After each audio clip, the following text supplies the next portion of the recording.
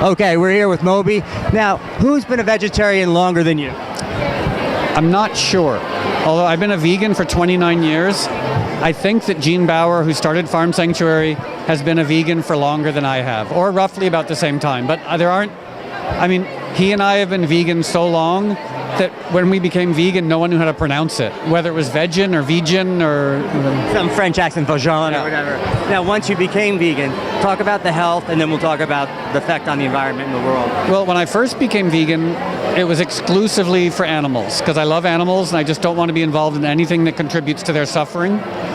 And so when I first became vegan, I was like just eating Frosted Flakes with water. I had no idea what to do, and I slowly had to educate myself, like how to feed myself. And then I started finding out about the environmental consequences of animal agriculture, the health consequences of animal agriculture. So at this point, honestly, I'm vegan for the animals, but also about 20 other sort of human and environmental based reasons. There's so many byproducts to it. I mean, the rainforest disappearing, the health issues.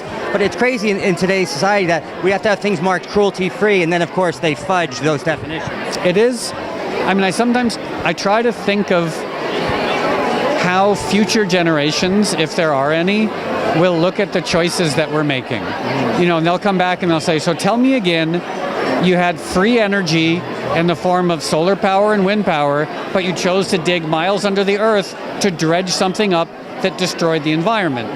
And you had an abundance of free food that was good for you and high in fiber, but instead you fed that food to animals, tortured and killed them, and in the process destroyed your climate, destroyed your rainforest, destroyed your ocean, and destroyed yourself. Like, future generations are just gonna be like, what were you doing? And then to top it all off, you elected an incompetent, narcissistic sociopath to be president of the United States. That's a mouthful.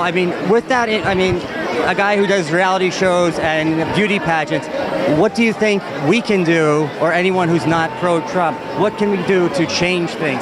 It could be a bad situation. We can do a few things. The most important thing now is to vote in the midterm election on November 6, 2018, and to send everyone a message and defeat every Republican who's running for the House and running for the Senate and running for governor and state legislature. Just defeat the Republicans.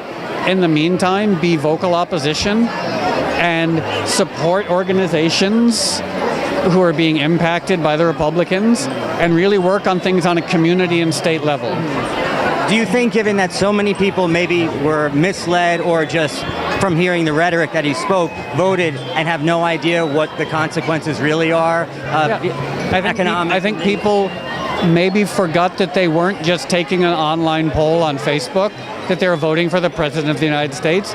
People threw their vote away, either voting for Trump, voting for Gary Johnson, voting for Jill Stein, or not voting. They sort of abdicated their responsibility as citizens, and it's heartbreaking. And I hope people wake up and don't make the same mistake again in 2 and 4 years. Well, it's terrifying. The Electoral College, you can actually only win 22% of the popular vote and still become president. That's another thing that maybe has to go away. It is very frustrating. The Electoral College has been around for far too long. It has no utility, no practical utility at this point, except to keep democratically elected people out of the office. So unfortunately, though, I think okay, no, that was so well said. Any charities other than this beautiful farm sanctuary you'd like to mention?